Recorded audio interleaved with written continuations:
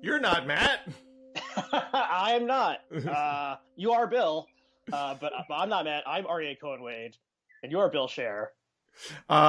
You are coming from another corner of the bloggingheads.tv universe. Yes, I am the host of Culturally Determined on Blogging Heads and a former executive editor at the site. And when I heard that, Matt was going on vacation for a week, I volunteered to come on because I'm a longtime DMZ fan. We could blog even, when it was previous incarnation.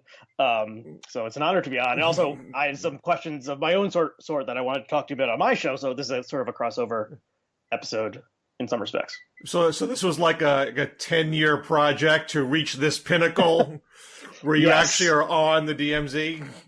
Yes, it's hoping someday just to touch the hem of the garment of this place launches careers, not my own, but we've had big people come through the DMZ. So it's true. This could be the tipping point for you. Well, I'm, open to offers, and my DMs are open. Well, for folks who don't know about Culturally Determined, why don't you tell people a little bit about that show? It is another podcast on Blogging Heads, ostensibly about culture, but I do cover some of the intersection between culture and politics. And I've been talking a lot about how Trump has affected the culture and how we're going to move forward now that Trump is off the scene, perhaps forever, perhaps not. And maybe we'll talk about that. But yeah, so it's going from talking about, the latest Marvel movie or stuff like that to recent episode. I interviewed a woman who wrote about Hannah Arendt and how Hannah Arendt's legacy was misused during the Trump administration. So high and low and stuff in between. That's like a much smarter show than what we do here. So you're going to really have to dumb it down, for our people. So, yesterday was the Ohio special election primaries, and there's a lot of attention on the Democratic primary in Ohio 11, but there was a primary in Ohio 15 where the Trump endorsed candidate won. And this is after a top two special election in Texas where there were two Republicans and the Trump endorsed candidate did not win. So for someone who's keeping a close eye on Trump's influence in the Republican Party, how do you synthesize all that? Yeah, it's interesting. And so, Trump likes to win and he likes to pick winners. And so I assume he is somewhat careful with who he endorses, but also he is, if you suck up to him and kiss his ass, then he'll, be nice to you. And so it seems like there's also ways or if you sort of imitate his style, he pays attention to you that way. So it's uncertain. He's definitely not the kingmaker at this point.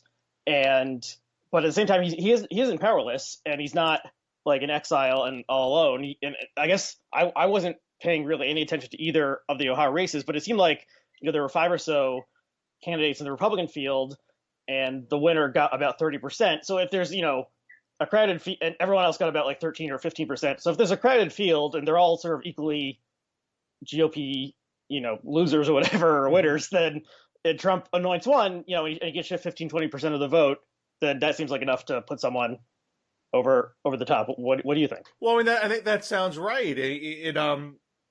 And a lot of primaries are crowded, and a Trump endorsement with a Republican-only electorate would be a good way to get the plurality that you need to be the nominee. But it raises a very big question whether that's helpful to the Republican Party in the general election. So what you had in Texas was a top two. So you had a primary that everybody got to be in, regardless of party affiliation. And the two highest vote getters moved on to the general, and they were both Republicans.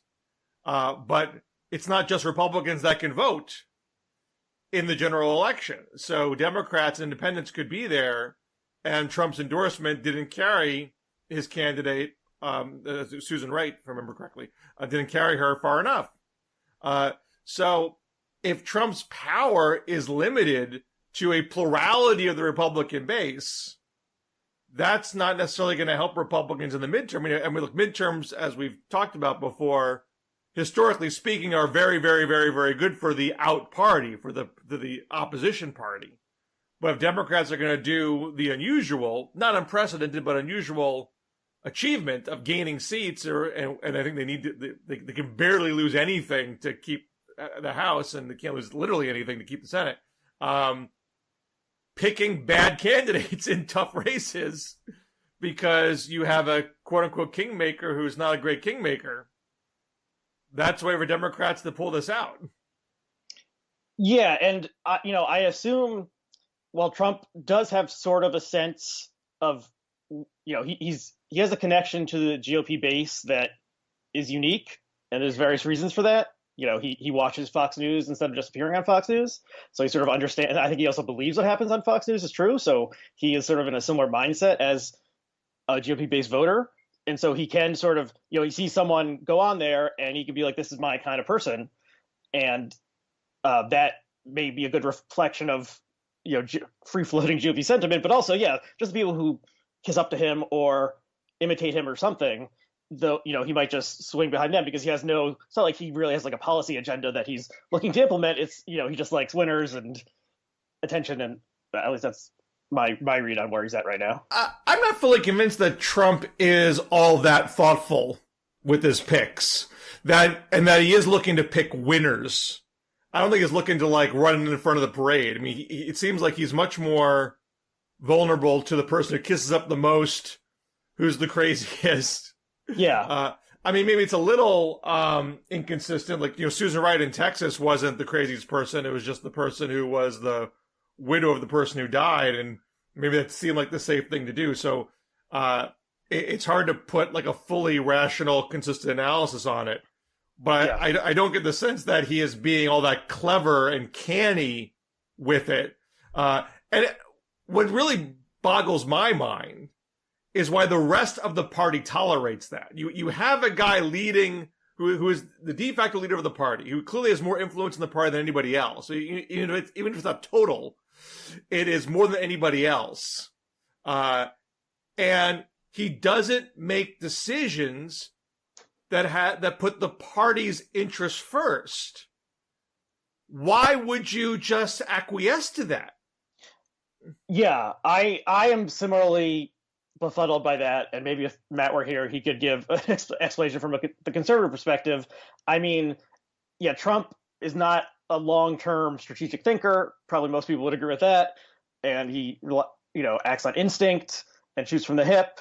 And the fact, and his interests do not really always align with the GOP at large. And maybe if he does want to run again in 2024, maybe a unified Democratic Congress to run against would be more in his strategic interest. So who even knows if he wants to help, if it's ultimately in his interest for them, for the Republicans to win the House in 2022, who even knows? But or does he even think that way? I mean, the fact that, the GOP had a chance to put the kibosh on Trump if they had voted to convict him at impeachment.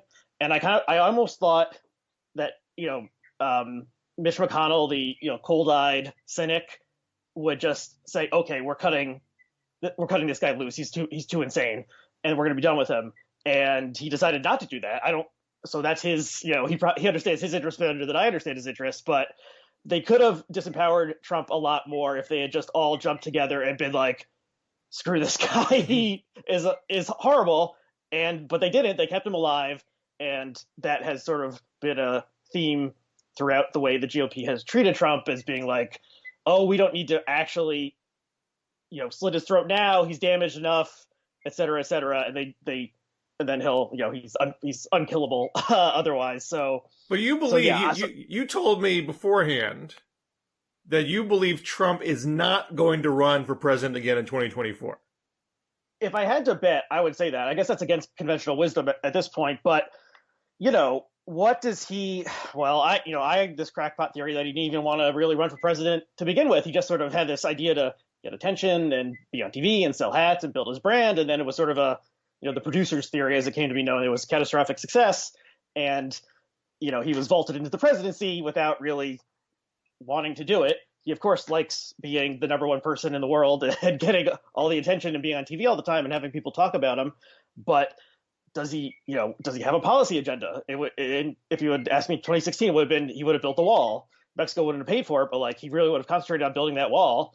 But he didn't. He got, Paul Ryan convinced him that tax cut and Obamacare repeal were the first things to do. And since he was so befuddled and didn't know, he was easily hoodwinked by outside policy entrepreneurs. And so what does, it's not like he has some great plan that he wants to do again. He would only do it if he really wants to return to the power and the attention. And you have to think okay, he's 74 now, I think, 3 more years. He's not going to get any better in terms of mental clarity and emotional stability. He could be indicted by New York State. He could be indicted by the feds. Who knows? There's going to be a lot of things. A lot of his people are looking very closely at his assets and try, and I think really he wants, most of all, he wants the scam to continue. He wants people to keep talking about him. He's perfectly happy living at various golf courses he owns around the country, and maybe even he'll flee to Scotland or something. But I don't think he really wants to go through it all again. He keep on doing the rallies without running for president. He can tease. He can play the media the way he often does, but does he really want to go through all the work of running again and possibly losing again? So basically, you think his laziness will outweigh his massive addiction to attention. Right. I mean, he can still get the attention. He's getting attention the way no previous, ex-president ever has. So he can still command some attention. He can call up Fox News and get a phone interview whenever he wants.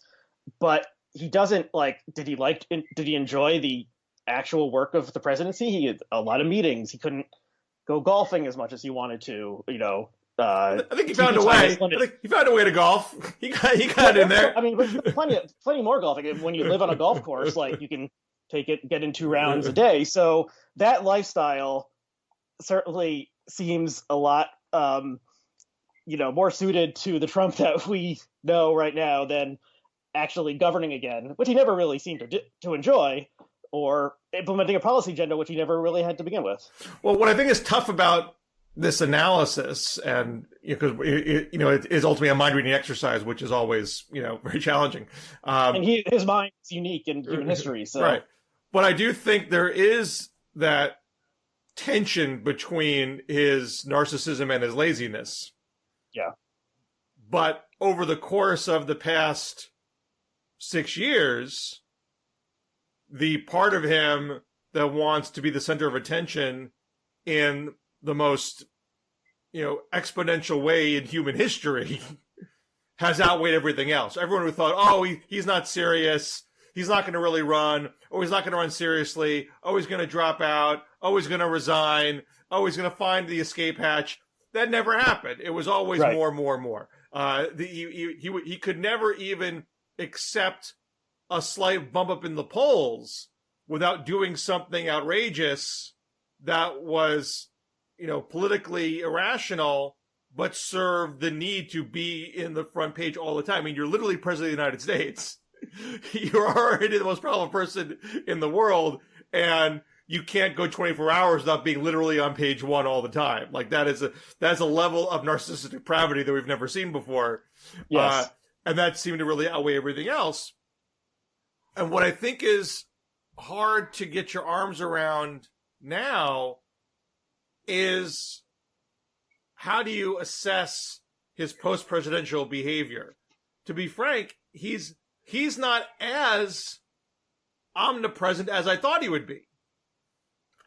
He's doing some things, but it seems more sporadic, his attempt to draw attention to himself. There's a rally here and a rally there, does a Fox thing here, does a, I guess, OAN or Newsmax. I don't even pay that close attention. So the fact that Twitter kicked him off really hurt his ability to keep on injecting himself into. But it shouldn't have. He could have been more creative. Well, the thing is, he's not. He has certain geniuses in certain areas, but he's not actually smart in all areas or even most. And so he's good at manipulating the media, and he took advantage of Twitter, where media people are spending all their time, such that he would say something crazy and everyone would cover it. Oh, it turns out if he just says the crazy thing on and releases it as like a press statement with letterhead, oh, it turns out we don't really need to pay that much attention to him, especially when he doesn't. I think you could have crazy enough press statements that would generate lots of news coverage without doing the extra bit of tweeting it yourself. I don't think Twitter is that magical. I mean, Twitter it's easy to drop, a 200-character statement and do 20 of them a day, but he has been able to generate press for himself before the age of the internet. This is like who doesn't know how to manipulate media. Going back to tabloid. If he wanted to say crazy stuff about Joe Biden, Kamala Harris, be a little racist, be a little sexist, take more pot shots at fellow Republicans. I mean, Republican on Republican action is great for news coverage. There is more he could be doing. So I don't think he's maxing out on his ability to generate media coverage. But at the same time, he's not just playing golf either. He is involved in Republican primaries. He is trying to put his thumb on the scale. And why would you do that if you didn't have an interest in your own political future? So I think it's hard to synthesize all the data points and come out with a clear, expectation of what he's going to do next. That all makes sense to me, and I think narcissism versus laziness is the key, thing we need to think about. And I think the laziness will win out because his narcissism can be satisfied. He can get on OAN or Newsmax whenever he wants, and his sycophants are watching that, and so that's not as good as getting on Fox News or whatever, but it's still like him on TV, and he can watch it on TiVo later, and people are talking about him. So I just think, certainly his life at Mar-a-Lago, where every time he goes to dinner, everyone stands up and claps for him, and says like, "We still think you're the president, sir," and kisses his ass. Like that satisfies a lot of the narcissism. Stuff. I think it's seemingly it's like a black hole and it's inexhaustible. But to me, the best argument that he wouldn't run is that he knows in the back of his mind that he would lose again. There would be a true humiliation, and it's better to maintain the current fiction, at least amongst his people, that he really won and it was stolen from him. I mean, you could also argue that he would just maintain that same storyline if he lost twice. More proof the deep state is against me. And this sort of played out in the Georgia special election. If he's convinced his hardcore fans that, the Chinese government is actually running U.S. elections, then what's the point of even showing up?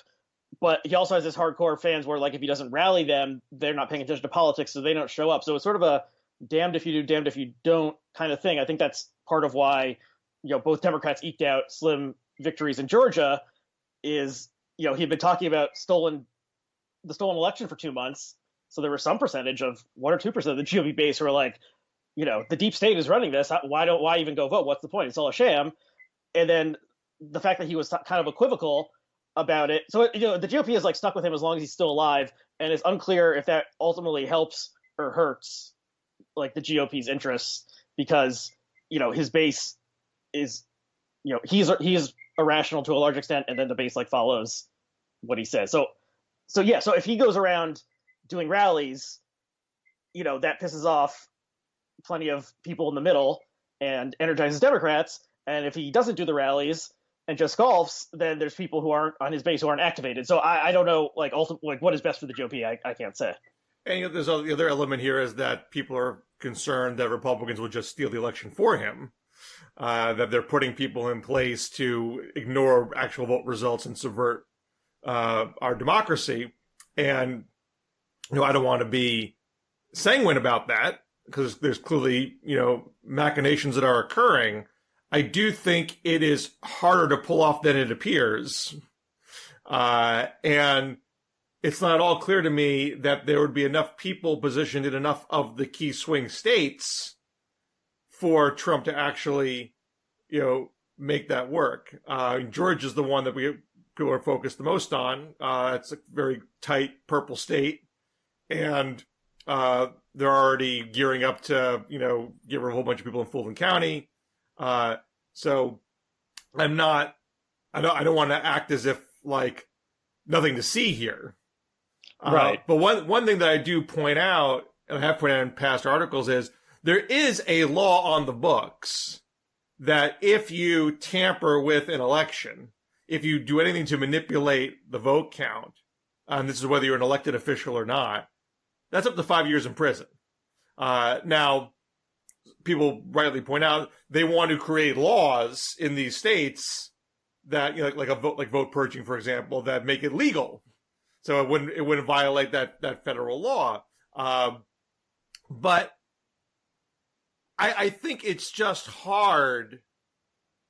I mean, you still have to keep in the back of your mind that you are vulnerable to that law if you step out of bounds.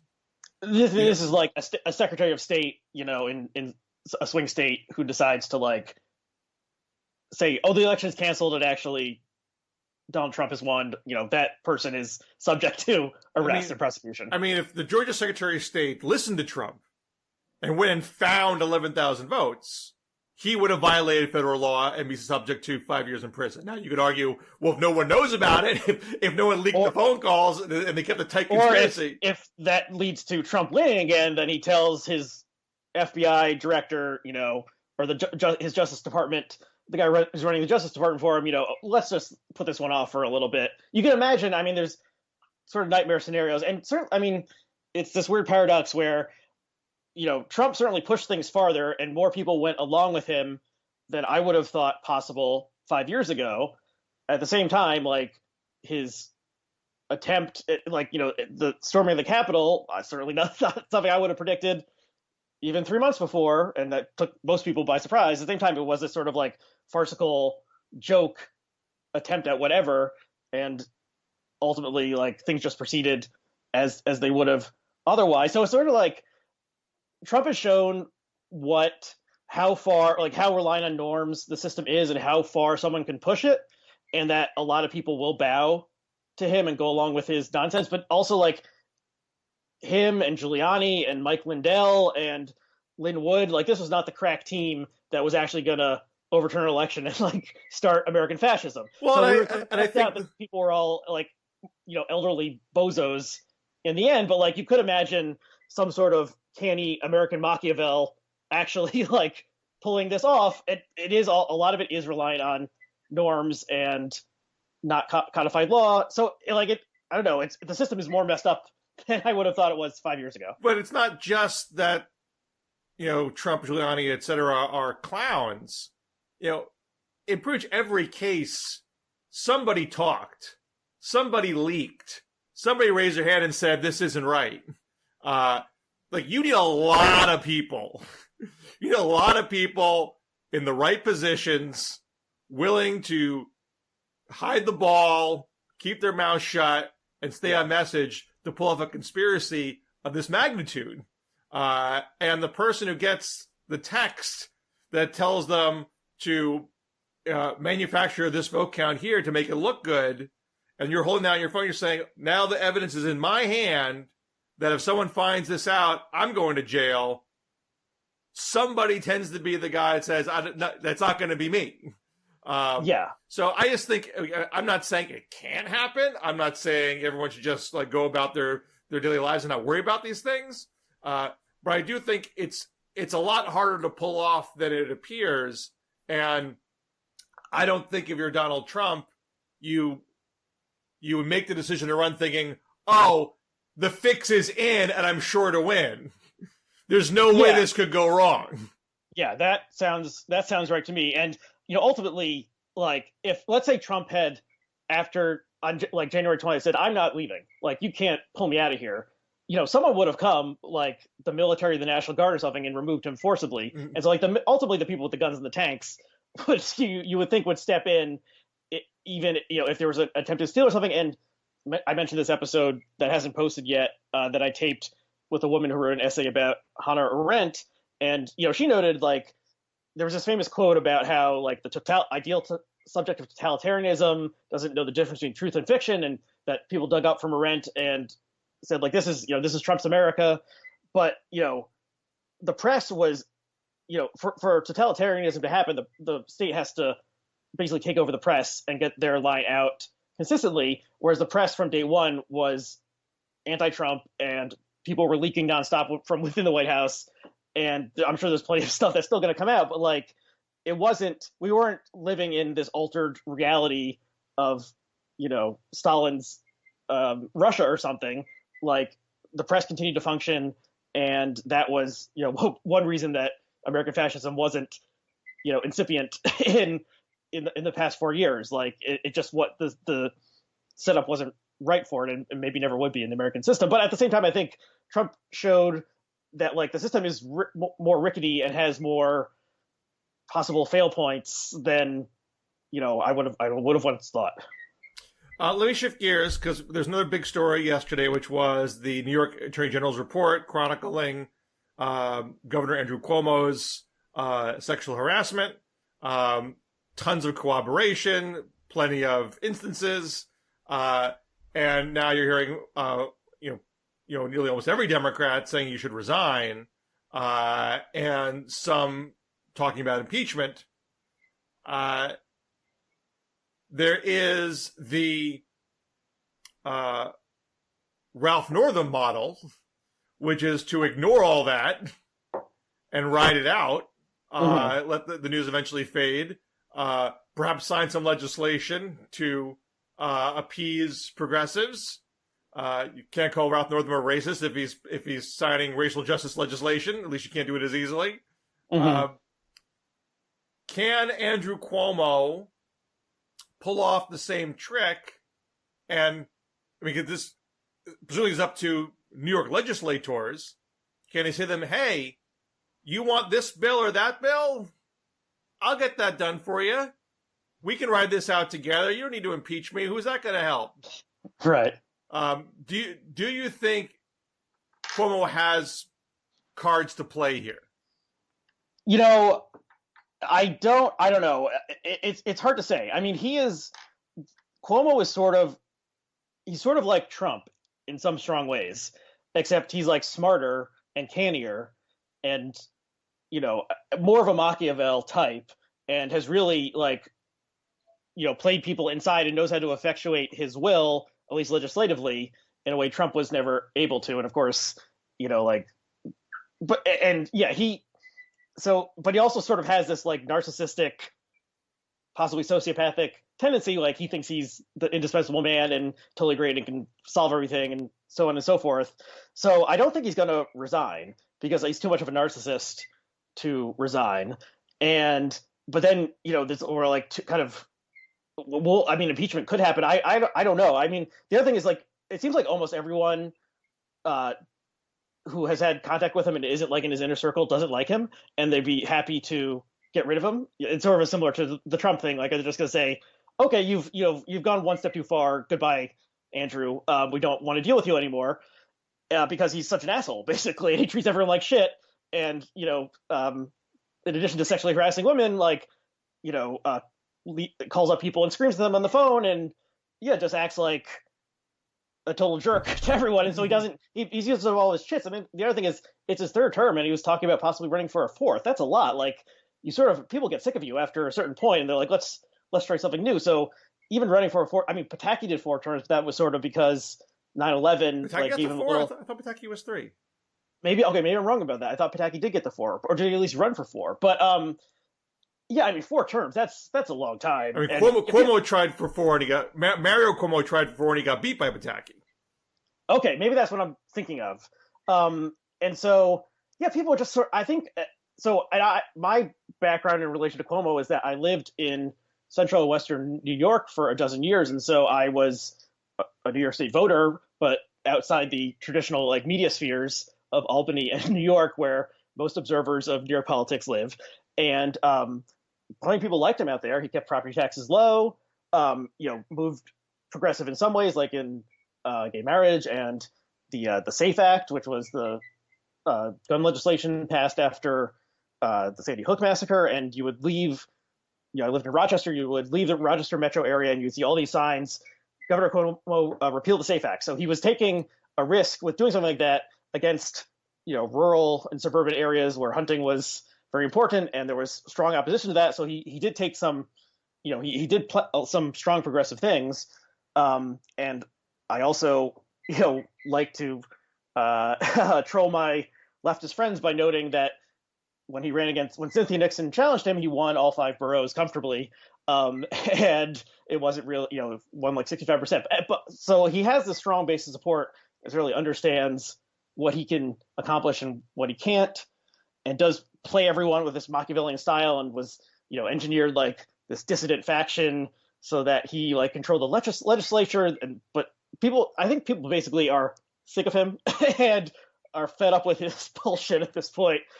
So I don't think he can say like, okay, we're going to legalize marijuana and like, I'll give that to you, or what else. I don't know what other things tricks he can pull out of his sleeve at this point. So I don't know. I'm stuck between thinking he's too much of a narcissist to resign, but if everyone is really like, this guy has finally gone too far, then they will just impeach him, and then maybe he'll resign before he gets impeached, because that would be too much of a black mark. Because when's the last New York State governor that got impeached? Has that ever happened? I have no idea. I think there's very few governors at all who have actually been impeached and convicted. I have to go back and check, but I think it's very, very rare if it's ever happened.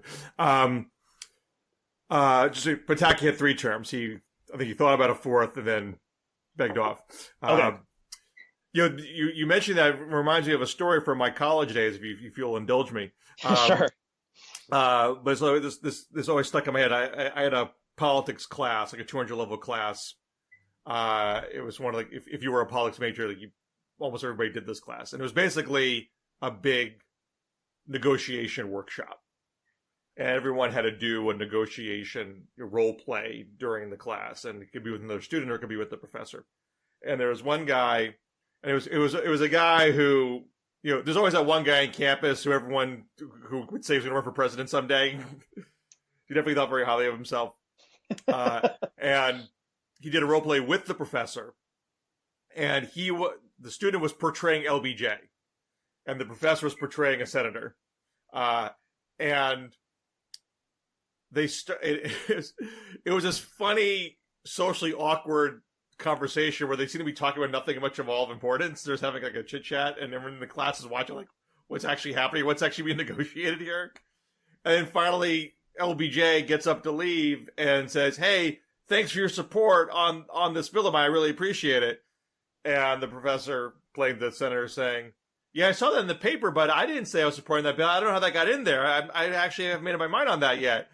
And then the negotiation started, and LBJ loses. The senator doesn't budge.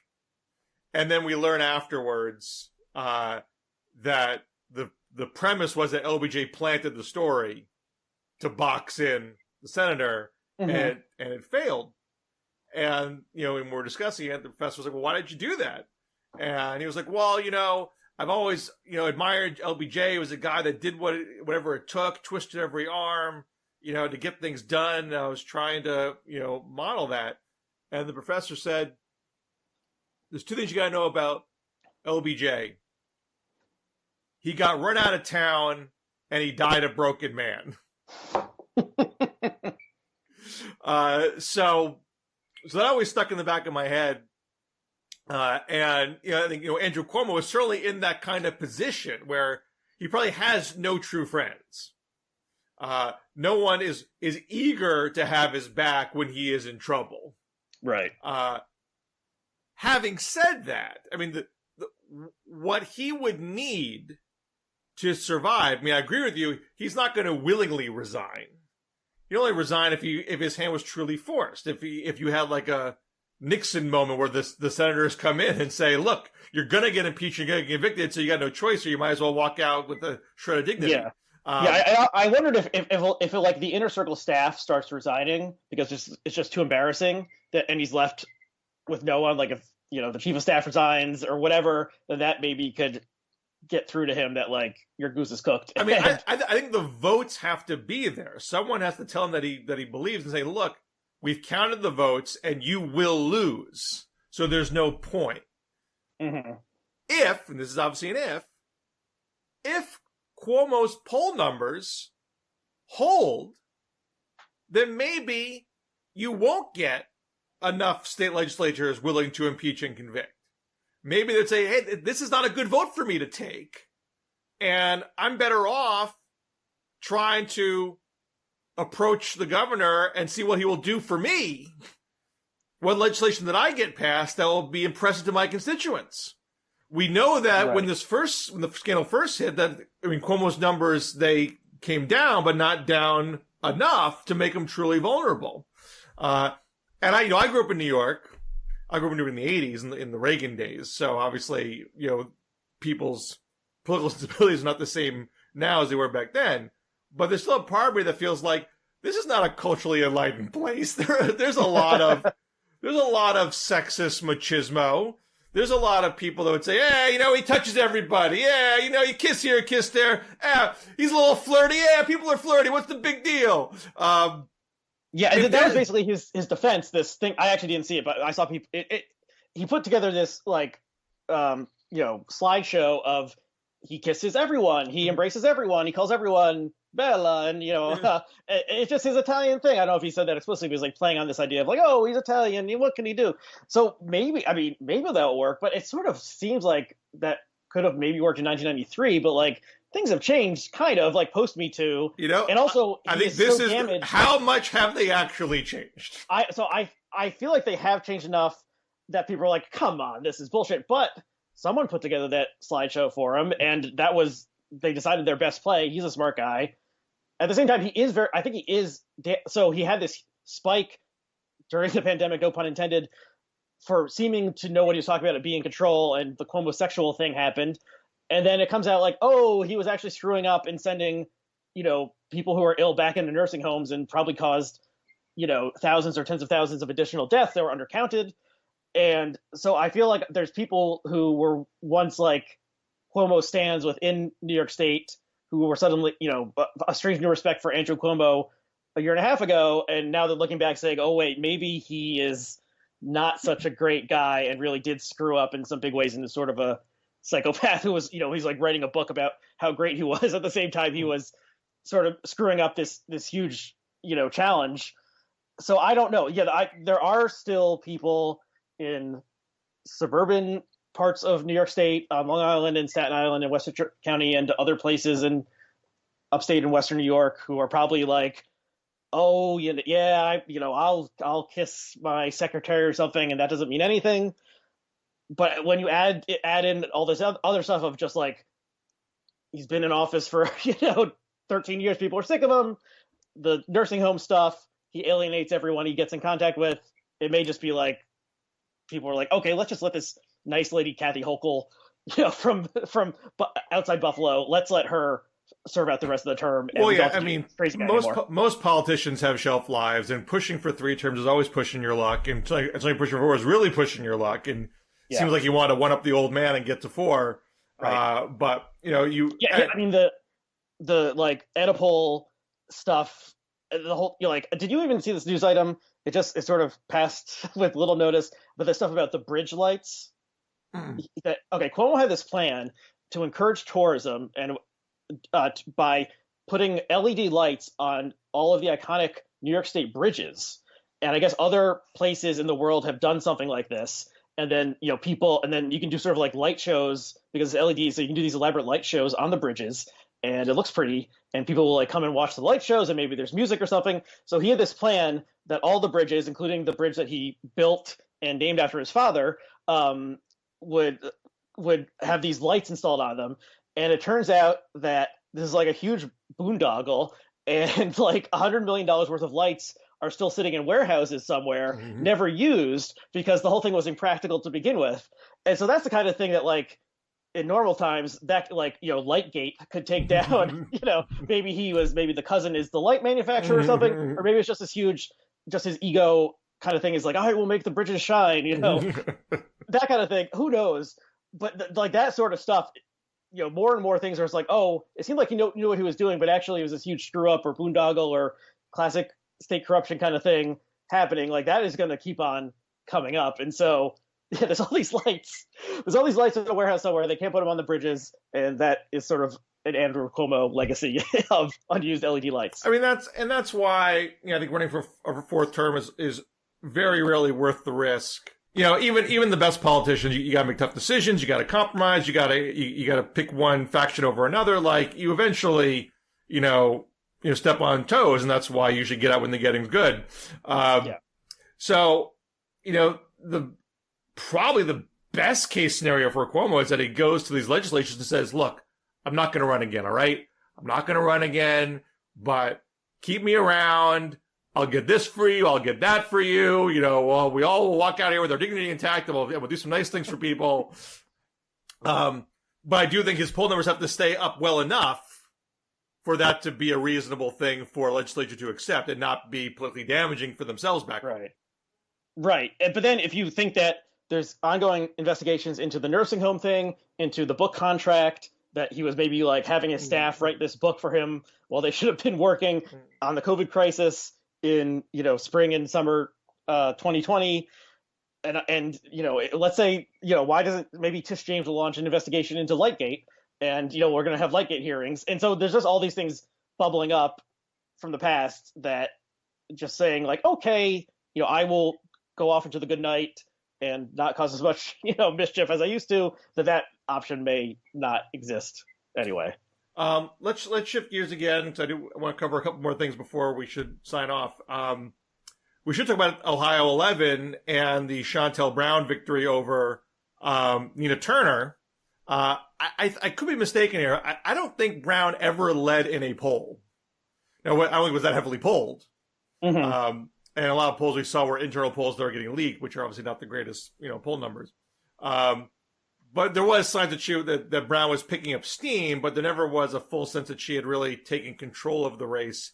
And yet she won with a decent cushion. I think it was 6 points last I checked. And it just strikes me. I was on this. I was someone who was always skeptical that the socialist left was making huge inroads into the party. Not that they were making no inroads, but from the literal day when AOC won her primary, I had a piece in Politico saying, the revolution has not arrived. Just because you won a low turnout election in one of the deepest districts in the country doesn't mean this is sweeping the nation. And of course, I've always gotten guff from taking that view, but we've not seen this replicated in most places. There are some places, there is Jamal Bowman, there is Cori Bush, there is Mondaire Jones, who was a bit more of a Warrenite than a Bernieite, but still is being squad-esque as a congressperson. There's still lots of examples of the establishment carrying the day, particularly in places that are not so deep blue. Now, this, of course, is Cleveland.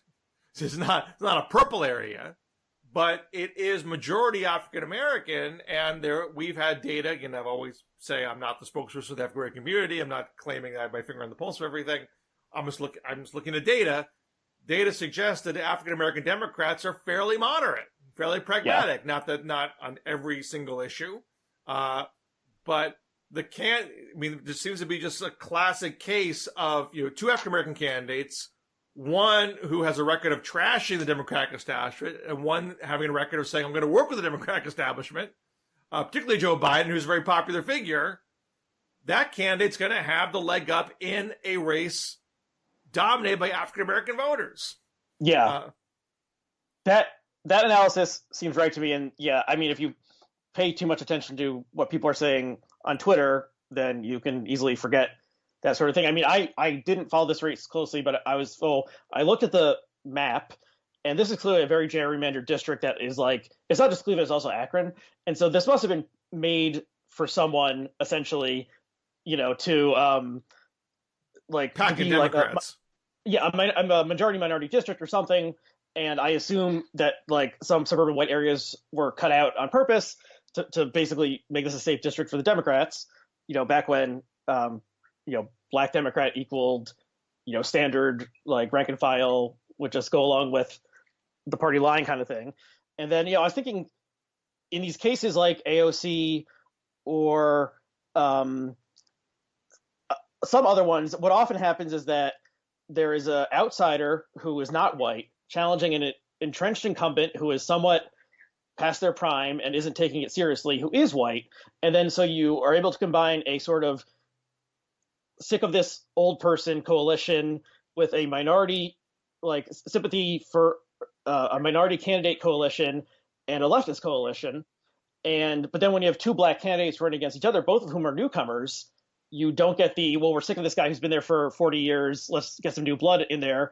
And you don't get the, like, people who are not white just voting for the non-white candidate out of, racial sympathy. And so I think the only cases of that, it's AOC beating Crowley and Bowman beating Engel. Right. Well, what about like Tlaib and... Tlaib was an open seat. Okay. That was Conyers' seat. Right. And I think Omar was Keith Ellison's seat. Yes. That was open. Mondaire Jones was an open seat. That was Nita Lowey's. And Cori Bush beat an African-American incumbent who they painted as too entrenched and too corporate when I was in St. Louis area. I think these are not irrelevant examples. I think it is true that in some of the deepest blue areas, and some of these are sort of deeply urban areas, and some of these are college-educated white suburban areres. Bowman's is some of both. It's got Bronx and Westchester, and Mondaire Jones is northern Westchester. These are my old stomping grounds. I know that area well. But otherwise, you got Detroit, you got Minneapolis, and you got St. Louis. So it's not like you can't do it, but certainly not across the board. You couldn't do it in Cleveland, Akron. You couldn't do it for New York City writ large for mayor, because Eric Adams was the most conservative candidate in that field.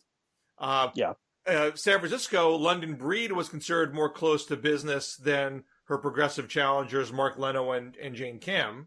And then this is San Francisco. This is one of the most liberal places in the universe.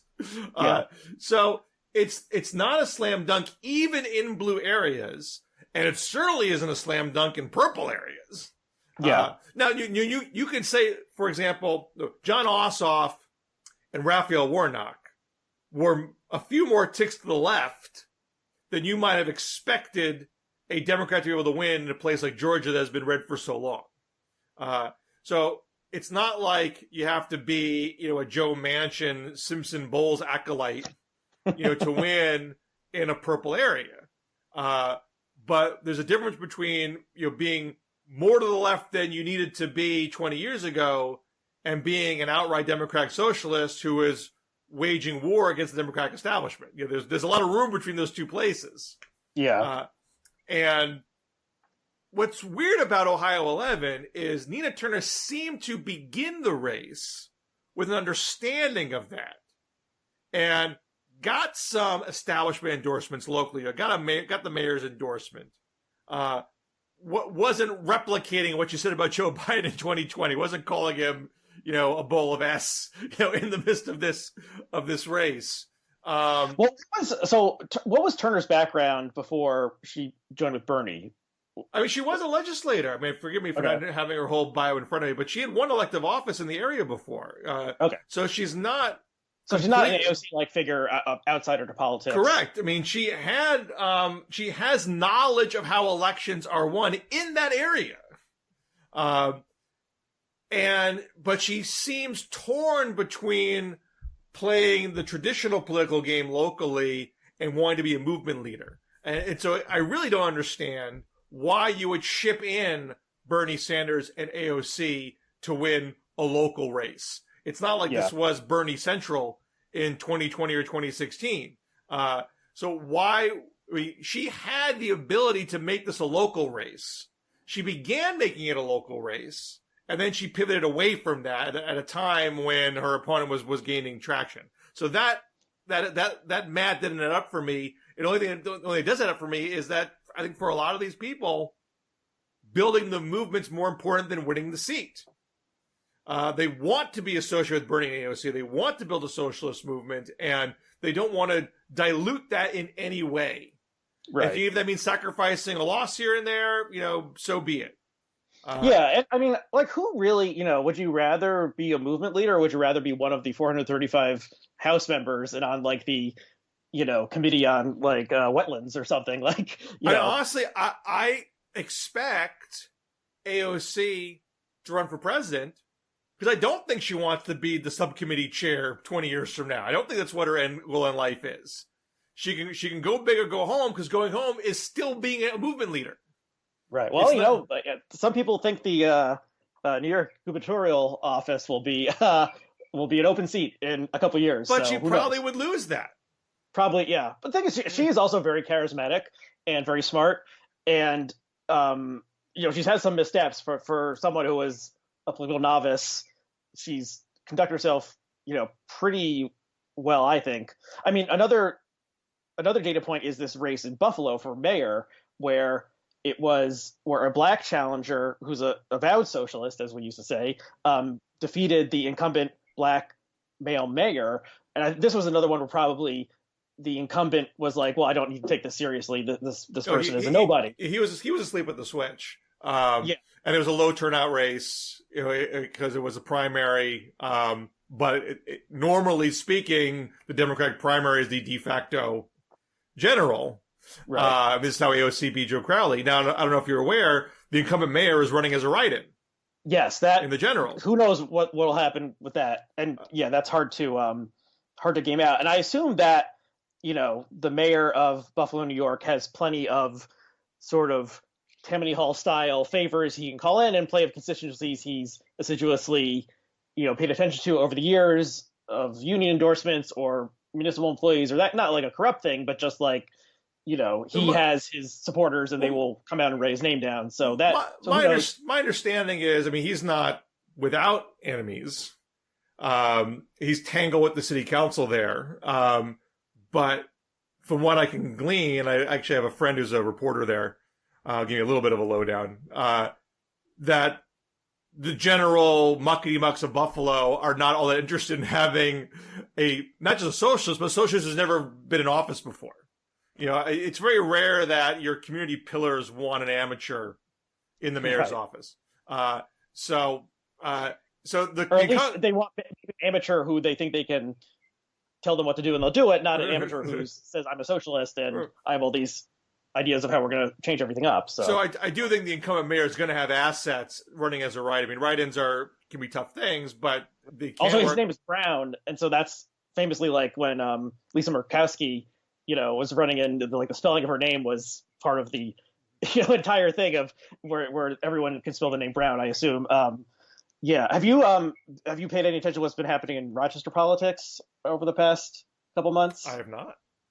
Well, so I used to live, I don't live there anymore. I used to live there, but there was a woman who still is the mayor, and I think she first won in 2012 or so. Her name is Lovely Warren, and she was rumored to possibly. So Robert Duffy, who was the mayor of Rochester, was Cuomo's lieutenant governor in the first one or two Cuomo administrations, maybe just the first one, and so that was sort of like bringing the Western New York part of the coalition.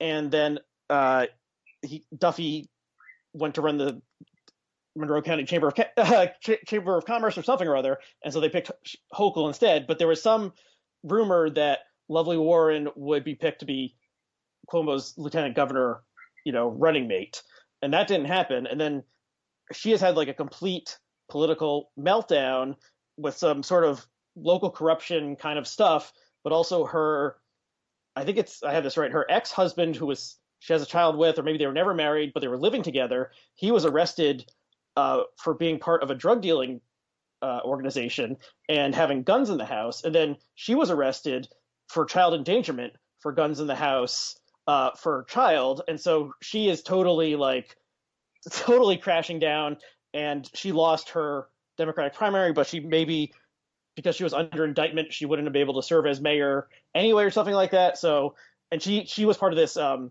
local sort of Tammany Hall style leader was this guy, David Gant, who had been in the assembly for like 40 years. And she was a protege of him, and he died within the last 2 years. So that sort of the whole like Rochester, political world is falling apart, and maybe a few things will happen. But I think it's sort of an outsider type guy, a black male candidate, won the primary for mayor, and will be, I assume will become the next mayor. I don't know if there's a Republican running, but yeah, strange things happen out there in the cities of Western New York.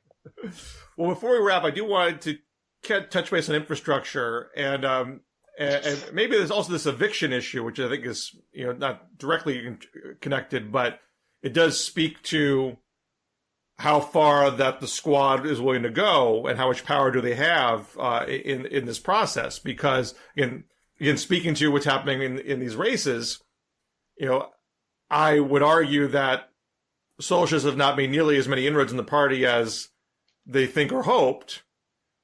At the same time, here's Cori Bush having a big protest in front of Capitol Hill, drawing attention to the lapse of the eviction moratorium, and successfully pressured Biden into issuing a partial restoration of the moratorium, even though he's saying openly, I don't think it's going to pass muster in the courts. So it does show what kind of power these individual congresspeople can have. They have bully pulpits. They can draw media attention. They can channel left energy. It's much less clear how that translates into the business of legislating, because we haven't seen Squad be able to throw their weight around in that venue. AOC is trying. So we have a bipartisan deal that's almost at fruition. They're still crossing the T's, but it would seem like they're going to get there in the Senate after passing the initial cloture votes. You have AOC saying the House shouldn't pass this unless reconciliation is passed first, that's banked before we get to the bipartisan thing, which they don't even like. And Pelosi sounds on the same page as that, although I do think Pelosi's wording has wiggle room. But AOC was on CNN this Sunday saying, we have the votes to deny passage to the bipartisan deal. Although she didn't say precisely how many votes that meant. She said double digits. And she said that's if they don't pair it with the reconciliation thing, which correct. Is sort of like more of a liberal leftist wish list kind of correct. Stuff. Correct. Although again, what's funny about this is that we don't even know what's going to be in that bill, because that's not that cake's not baked. There are top line numbers, there's rough sketches, but we know Kirsten Sinema is saying I'm not going to do $3.5 trillion. Clearly, there's more negotiating to be done there. We're knowing what is even in that bill. Yet you have folks saying until this amorphous bill is passed, we're not going to deal with this existing bill that's almost yeah. It seems too, I don't know, too clever, too complicated, too cute or something to do that. I don't know. I mean, what's interesting to me, and this sort of is what gets also to the thing I wanted to ask you about, if you were to come on my show and talk about your other podcast, is sort of like, is pragmatic America, can we return to that? Is that like a dream from the past of like everyone rolling up their sleeves and working out some sort of half a loaf style agreement and like accomplishing things that make America better? Or is it all like people fighting and, picking a fight so they get on TV, that sort of stuff? And so what happened with the infrastructure bill is sort of like a throwback to a previous generation of legislating where like they are in the room, they are hammering out these details, they do seem to all care, they do want to get something passed, everyone is compromising. So that's sort of like classic, American civics stuff. And if it passes, then that will be, I guess, a positive sign that like the system is still working in some ways. But on the other side, we had Donald Trump and Mitch McConnell, and they were, they were not pragmatists. I'll say this though. There were even bipartisan things that passed under Trump. They passed criminal justice reform. They did. Right. They did do pandemic relief in a very big way. I mean, there's a bona fide crisis. Like a voice vote to begin with. And did you see, I think Matt Iglesias coined this term, the secret Congress. It's like there's things that are happening that people are arguing about on cable news and on Twitter. At the same time, like there's sort of like normal things are happening underneath, and because no one's paying attention to it, they just sort of do get done. Well, before Matt Iglesias, there was a guy named Bill Scher who wrote at the end of the Obama presidency that he had a big bipartisan legacy that nobody wanted to call attention to because no one wanted to take credit for the bipartisan things that happened. They would do it, and then they would still yell about it or ignore it. Right. So I think that's been going on for some time. I mean, the level of polarization is such that it's not cleanly politically advantageous to wear your bipartisanship on your lapel. What's different about the infrastructure deal is this is the first thing that's happened where people are actually advertising it and trying to take credit for it. And Biden's trying to take credit for it as being a bipartisan thing. Look, we can do things again.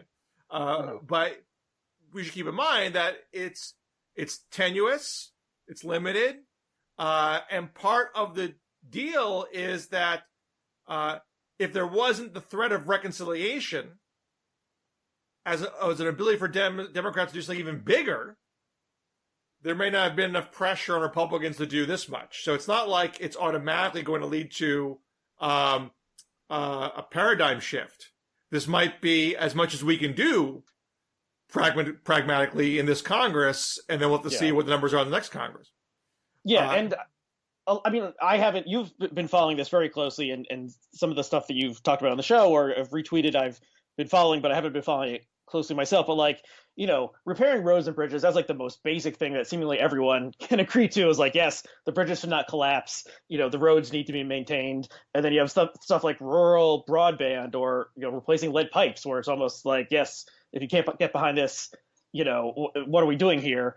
But then you move to more like, well, how are we paying for this? And could this possibly be raising taxes, or at all? Are we sort of being fuzzy about, we're going to increase IRS, empower the IRS to go after tax cheats more? So that's where the money's commin from. That's which they couldn't do. They had to back off of that. Yeah, even that. Because Grover Norquist got mad. At this point, it's like this is almost like gravy kind of like stuff of like, who wouldn't want the roads to be improved or the lead pipes to be removed? But then once you get to things where it's like, well, maybe there actually are some losers when it comes to this, or things that people oppose ideologically, like making the child tax credit permanent. Mickey Kaus is one such person on Blogging Heads has been talking a lot about opposing that sort of thing. Then can some sort of practical deal be cut? Or it's just like, public improvements is like, the thing Congress has been doing for a very long time, and we can just barely get that done now. I mean, in one sense, yes, it has been a source of bipartisanship in the past.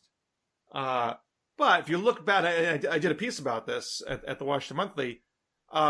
Infrastructure bills have been hard fought. They've taken a lot longer to come together than this one. This is actually like record time. People and there's often knockdown dragouts in terms of how you're going to pay for it and what the size and the scope are going to be. So these are very normal tensions that have occurred. And it takes effort and trust and persistence and diligence to power through them, which they seem to have done here. So to circle back to AOC's power play, what she said to CNN seemed premised on the notion that what was going to go through the House was going to pass on a party line vote, because she mentioned that the margin was only 3 and that she had the numbers beyond that. But if some Republicans are voting for this, as Republicans seem to be prepared to do in the Senate, then that makes AOC's job harder to exercise leverage. You have 29 Republicans in the Problem Solvers Caucus, which have already expressed support for something like the Senate bill. They haven't come out and I think fully supported just yet, but they seem very much in play. If all 29 were on board, now you need 33 Democrats willing to walk before killing this.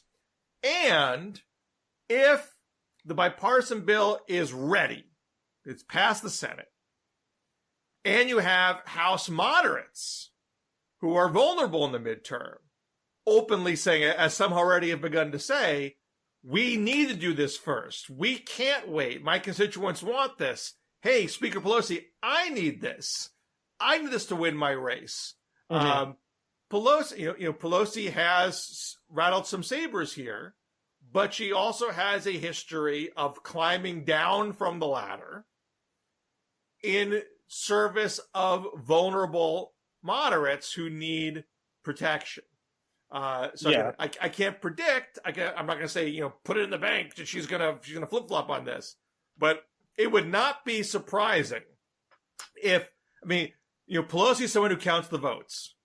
Yes. If she has the votes, if she has enough Democratic and Republican votes that she can move without AOC's permission, I would think she would, because you get the bill passed, you get it to Biden's desk, and you say to AOC, what are you going to do? Kill the reconciliation bill?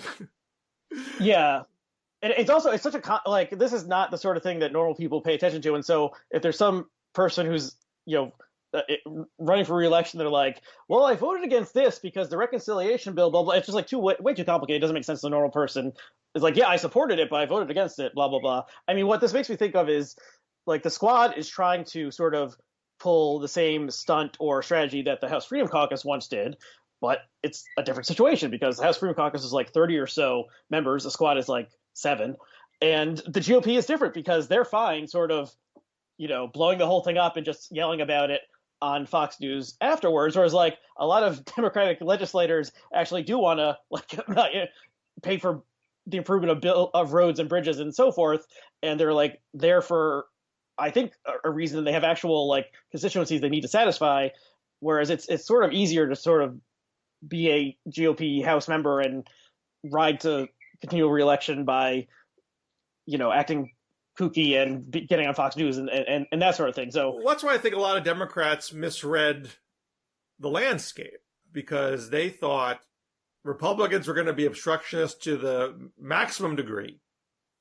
They're going to jerk your chain. They're going to waste your time. And so, and Manchin, Sinema, they're going to see that. They're going to see it's a waste of time. So just try to shoot the moon and wait for all the pieces to come together. And I think that misread that there are genuine incentives for Republicans to cooperate here, partly bringing home goodies to their own constituencies, and partly to scrub off some of that obstructionist reputation. They want to be able to say, hey, I'm a reasonable guy. I'm Mitch McConnell. I'm reasonable. I'm not the Prince of Darkness. It's like, what does McConnell ultimately want to accomplish? And he's like 79 or 80. What is his what do you want his legacy to be? Who knows? So, he obviously decided it was in his interest and his caucus's interest to let some people vote for this. Well, yeah, he wants to obstruct most things. Right. He wants to have the credibility to do that, so he's providing genuine political cover for his people so they can obstruct things without getting in trouble back home for those in the more purple areas. And they also are very worried that if they were too difficult, that they would lose Manchin and Sinema, and they would go whole hog on reconciliation or even scale back the filibuster. So, there is value in Democrats threatening to abolish the filibuster.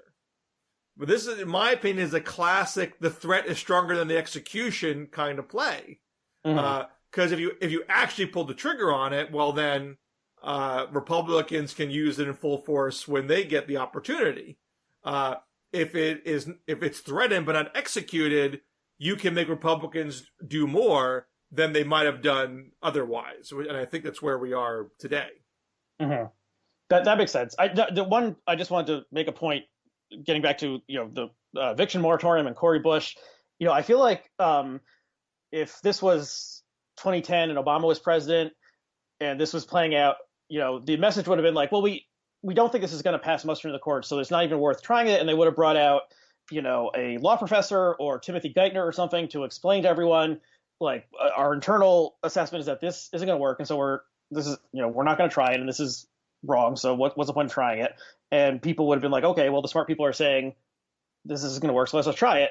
I think something has changed, whereas like some amount of left pressure has meant that and sort of like Trump showing that you can do whatever the hell you want and it'll at least keep the ball in the air for some amount of time, such that they're like, okay, let's say 60 more days, maybe the court will strike this down. At least then we'll be able to say we fought for it and tried, and not like the smart people decided that this is the right course and so people out there in the electorate have to accept this, what the smart people said is true. There does seem to be a shift to me, that they're at least listening to a more populist voice or more populist energy from their base, instead of thinking like just sort of like a mistake I think Obama made early on, where he was like, okay, let's let the technocrats and the wonks and the experts solve this thing, instead of trying to gin up some sort of like populist outrage and do stunts like Cori Bush's thing and so forth. I mean, there were tensions there. I mean, there definitely was progressive activist pressure on the Obama administration to do more on foreclosures. They wanted to do a cram down mortgage policy to force reduced interest rates, and they lost a lot of those battles with Tim Geithner, with Obama. And I think Obama proved to be a tough nut to crack, because he had a lot of goodwill in the Democratic base. You did see more blood drawn in the second term. I mean, not so much on housing, but Elizabeth Warren was able to deny a Treasury appointment that Obama wanted for undersecretary, and TPP, Trans-Pacific Partnership. They scotched that whole trade deal. So and maybe DACA is sort of somewhat similar, where it's like they thought they weren't sure this was going to work, but they decided to do it anyway, and it's still being fought out in the court. So it wasn't like a play it safe, only slam dunks kind of thing. They're like, let's try to solve this problem, and we may do it in a way that is ultimately rejected by the courts or something, but we're trying it. We're not just like, let the experts decide this one. But there was a lot of patience with immigrant activists, because they didn't get anything passed in the first term. They were frustrated by the deportations, and there was complaints about that, but it never boiled over. And they accepted in the Senate immigration bill a massive line item for border security in exchange for getting a pathway to citizenship. And then when that fell apart, they feel like that wasn't worth it, and they're much more reluctant to engage in that kind of horse trading right now. And so Obama went to the DACA route only after every other avenue was exhausted in the middle of the second term. And now Biden's having a very difficulty piecing together a coalition for legislation that would last beyond an executive order. So I mean, I think you're right that the progressive activists are more willing to be provocative earlier on in this administration than the previous administration. But it's also, but at the same time, it's not Democrats in disarray. Right. There's still a lot of unity. There's still they're still working within, I think, reasonable parameters where it isn't blood on the floor. It isn't undermining Biden's general popularity, and they don't feel like Biden is, fundamentally working at cross purposes with them on the bigger items. Yeah, and Biden has been, surprisingly, I don't know how you would characterize it. Like, there have been left or populist, like, strong reactions to a decision he's made, and he's been willing to change course. And things with immigration and this thing with the moratorium, like he can be pressured. It seems like he can be pressured. Sometimes it works, sometimes it doesn't. But he's not. He has those release valves. Yeah, because he like sort of will dole out some victories or something, or he's sensitive to some pressure from the more activist left in a way that it surprises me somewhat. But I mean, he's been a politician for but there's still 47 limits, years or whatever, so he knows how to operate these things. He's not doing that on canceling student loan debt, but he did do it on jacking up the number of refugees they're going to admit. So I mean, that's a pretty simple. There's no real loser in the refugee cap kind of thing. Like, that's an easy decision. Well, but these are things where I think Biden has been around long enough to know that you can overreach. There can be backlash. We had it with Jimmy Carter. We had it with Bill Clinton. We had it with Barack Obama and to Donald Trump. There is a way that you can give into the base too much and get people angry at the local level. I mean, Bill Clinton as a governor was pummeled on a refugee issue because Carter let in, Cuban refugees, and it made the locals in Arkansas very upset. So these things are not without potential costs.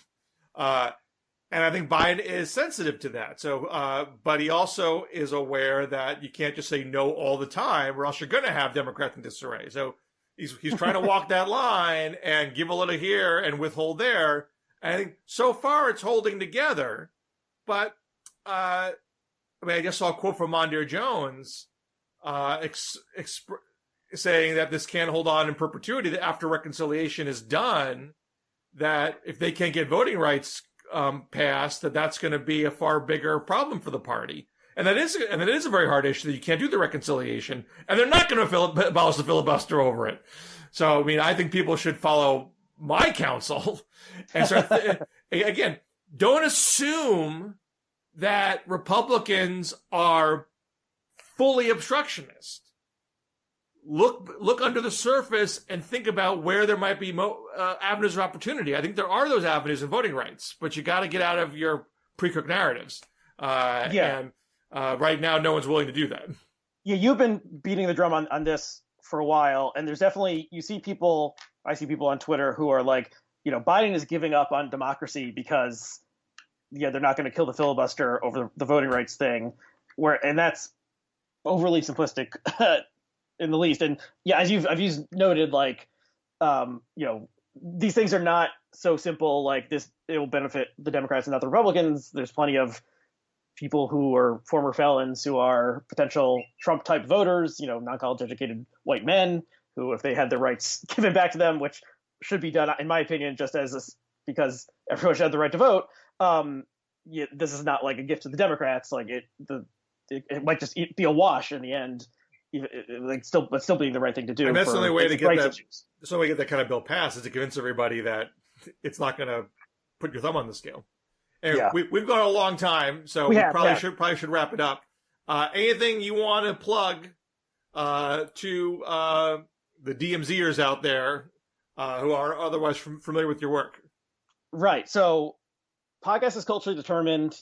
If you subscribe to the blog feed, you get it already. You can also just subscribe to it on your own feed, culturally determined once again. Twitter, ARYHCW. I'll announce it here. I'm a very soft launch because I'm not actually sure if I'll be able to get it finished this week. I'm gonna try doing a Substack, which is like I'm late to the game, and I swore I would not do it Substack because I'm too lazy. But I realized what I would want to do is just a weekly links roundup, a sort of old school blog thing where just like, here's interesting articles I read this week or in the past 2 weeks or something that I think are worthwhile, a sentence or two about each one. And so I'm going to try doing that. So rhcw.substack.com. It doesn't even exist right now, but maybe within a few days I'll put something out. So if you want to subscribe to that, you can do so there.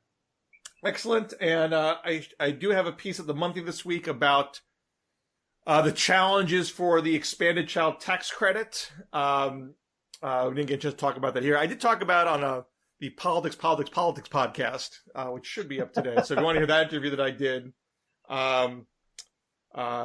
you should check that out and check out the piece of the monthly. And it was great to talk to you. And I'll have to go bone up on my Hannah Arendt if I'm going to get onto your podcast. But you let me know. Yeah. So we didn't go fully into all the stuff that I was thinking of asking you if you come on mine. So hopefully, and especially when your history podcast really gets rolling, you can come on mine and we can talk more history stuff and not, the grubby politics of 2021 and all that stuff, but have a more historical view of important events that history has maybe forgotten somewhat.